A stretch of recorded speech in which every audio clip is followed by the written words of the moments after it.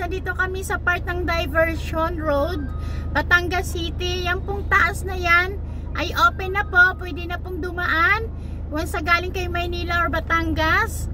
And then kung galing kayo sa Batangas, papunta kayo Maynila, pwede po kayong dumaan dyan sa taas na bridge. Yari na po yan. Gawa na. Yan, gawa na po yan. So may mga dumadaan na dyan sa taas. Yan, ito pong taas na ito ay open na po. Yan. So pwede na pong dumaan dyan. Open na po ito. Ka-open lang po ito last week. So tingnan natin kung masipat natin ang camera. So starts there, galing Bawan, Batangas, sa pier. Dito po ang akyat hanggang doon po sa tollway na papuntang Lipa or Maynila. So ito yun. Yan yung entrance.